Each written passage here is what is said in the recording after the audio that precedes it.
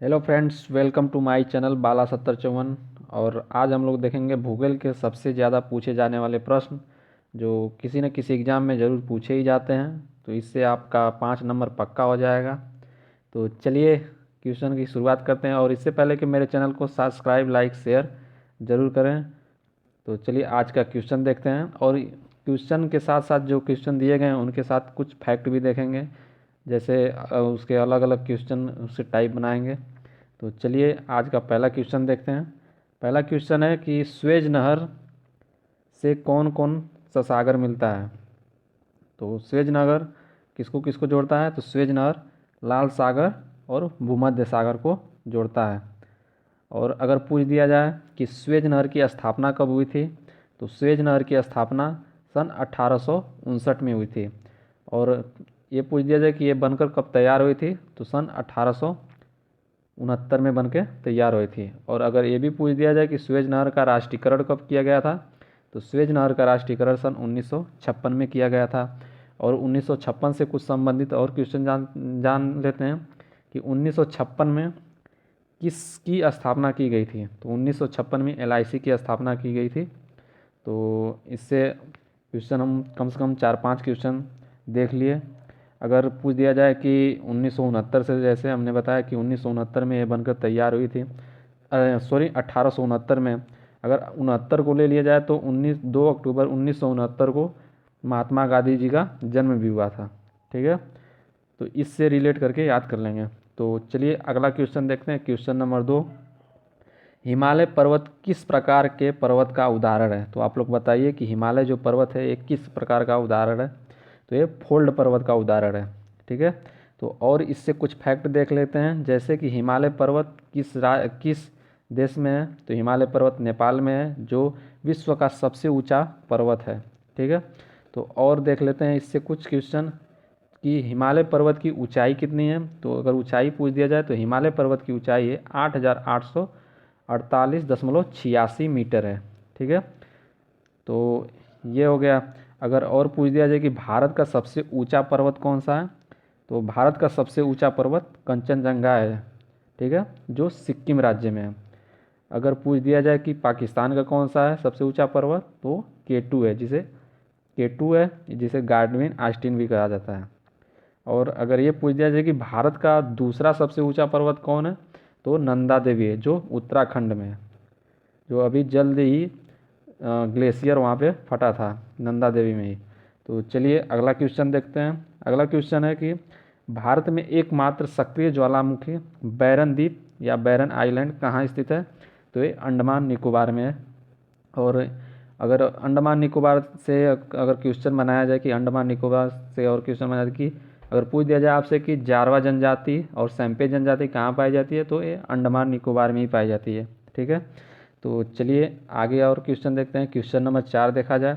Question number 4 है कि question number 4 पूछा गया कि ओजोन का घटक है। ओजोन मतलब किस क्षेत्र में पाया जाता है, तो ये समताप मंडल में पाया जाता है। अगर ओजोन से और क्वेश्चन बनाया जाए तो ओजोन को O3 से रिपीट करते हैं, इसको लिखते हैं O3। और अगर ये पूछा जाए कि ओजोन की मोटाई किस में नापी जाती है, तो ओजोन की मोटाई डाप्सन में नापी जाती है। और क्वेश्चन इससे ओजोन से बनाया जाए कि ओजोन का सर्वप्रथम खोज कहाँ, मतलब कि कहाँ छेद हुआ था।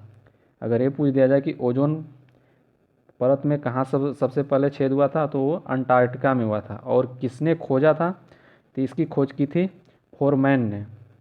और इससे क्वेश्चन है कि समताप मंडल में पाया जाता है। तो चलिए अगला क्वेश्चन देख लिया जाए। और ओजोन से क्या देख लेंगे कि ओजोन से यह देख लेंगे कि मॉन्ट्रियल प्रोटोकॉल किससे संबंधित है।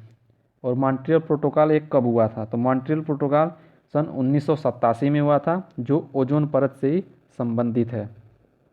और ये भी पूछ दिया जाए कि क्योटो प्रोटोकॉल कब हुआ था, तो क्योटो प्रोटोकॉल सन 1997 में हुआ था। ये किससे संबंधित है, तो ग्रीन हाउस प्रभाव से संबंधित है। अगर यही पूछ दिया जाए कि पृथ्वी सम्मेलन किससे संबंधित है, तो पृथ्वी सम्मेलन आपका संबंधित है पर्यावरण से संबंधित है। और इसकी स्थापना ये कब हुआ था, तो सन 1992 में हुआ था। कहाँ पे हुआ था? तो रियो डी जेनेरो में हुआ था। ठीक है, तो अगला क्वेश्चन देखते हैं। अगला क्वेश्चन है आपका क्वेश्चन नंबर 5 है कि प्रसिद्ध गंगोत्री और यमुनोत्री हिमनद ग्लेशियर हिमालय की किस श्रेणी में स्थित है? ये कुमायूं गढ़वाल में स्थित है। चलिए आपका क्वेश्चन नंबर 6 देख लिया जाए। क्वेश्चन नंबर 6 है कि जोहान्सबर्ग दक्षिण अफ्रीका के किस उद्योग के लिए प्रसिद्ध है? तो जोहान्सबर्ग दक्षिण अफ्रीका के लिए सोने की खान के लिए प्रसिद्ध है। ठीक है, तो अगला क्वेश्चन देख लीजिए। और ये पूछा कोलार किसके लिए प्रसिद्ध है? तो कोलार तो भारत में ही है, लेकिन किसके लिए प्रसिद्ध है? तो ये भी सोने के लिए। और कोलार कहाँ पे है? तो ये कर्नाटक में है। तो चलिए आपका अगला क्वेश्चन क्वेश्चन नंबर 7 है, कौन सी नदी दक्षिण गंगा के नाम से प्रसिद्ध है? तो अगर आपसे पूछ दिया जाए कि कौन सी नदी है जो दक्षिण गंगा के नाम से प्रसिद्ध है, तो वो है गोदावरी। अगर ये पूछ दिया जाए कि सबसे लंबी नदी कौन है, तो वो है गंगा। और प्रायद्वीप की सबसे लंबी नदी पूछ दिया जाता, ये गोदावरी है। तो चलिए क्वेश्चन नंबर 8 देख लेते हैं। तो क्वेश्चन नंबर 8 दिया है कि भारत की सबसे लंबी प्रायद्वीप नदी कौन है? तो वो है गोदावरी। तो चलिए आपका अगला क्वेश्चन देख लिया जाए। Question number 9। क्वेश्चन नंबर 9 है कि चीन के साथ सबसे लंबी सीमा किस राज्य के साथ लगती है? तो चीन के साथ सबसे लंबी सीमा अरुणाचल प्रदेश राज्य के साथ लगती है। अगर ये पूछ दिया जाए कि भारत की सबसे अधिक सीमा किस राज्य से लगती है, तो भारत की सबसे अधिक सीमा बांग्लादेश के साथ लगती है, जो 4096 किलोमीटर है। और ये पूछ दिया जाए कि सबसे कम किस देश के साथ लगती है भारत की सीमा, तो सबसे कम भारत की सीमा अफ़गानिस्तान से लगती है। कितने लगती है? मात्र 109 किलोमीटर लगती है। ठीक है, तो चलिए आपका अगला क्वेश्चन अगला देखा जाए। कौन सा राज्य नेपाल को भूटान से अलग करता है? तो कौन सा राज्य नेपाल को भूटान से अलग करता है? तो सिक्किम राज्य। चलिए आपका अगला क्वेश्चन नंबर 11 देख लिया जाए। क्वेश्चन नंबर 11 है कि फ्रंटल वर्षा किस कारण से होती है? तो फ्रंटल वर्षा किस कारण से होती है? तो चक्रवाती गतिविधि से होती है। क्वेश्चन नंबर अगला देख लिया जाए। क्वेश्चन नंबर अगला है क्वेश्चन नंबर 12, भारत में मिट्टी कितने प्रकार की होती है? तो भारत में मिट्टी कितने प्रकार की होती है? 8 प्रकार की होती है। ठीक है, क्वेश्चन नंबर अगला देख लिया जाए। अगला है नंदा देवी शिखर स्थित है। तो आपको अभी बताएं कि नंदा देवी शिखर कहाँ पर स्थित है। अभी आप लोगों को बताएं कि नंदा देवी शिखर कहाँ पर स्थित है, तो है उत्तराखंड में। तो चलिए, और ये नंदा देवी हमारे भारत की दूसरी ऊंचा पर्वत है। ठीक है, तो चलिए अगला क्वेश्चन देख लेते हैं। क्वेश्चन नंबर 14 का है। 14, सूर्य की बाहरी परत को क्या कहते हैं? तो सूर्य की बाहरी परत को कोरोना कहते हैं। ठीक है, और अगर पूछ लिया जाए कि सूर्य की बाहरी परत का तापमान कितना होता है, तो बाहरी परत का तापमान 6000 डिग्री सेल्सियस होता है। तो चलिए आपका अगला क्वेश्चन नंबर अगला है कि माजुली द्वीप है जो दुनिया का सबसे बड़ा नदी द्वीप किस नदी पर स्थित है और किस राज्य में है?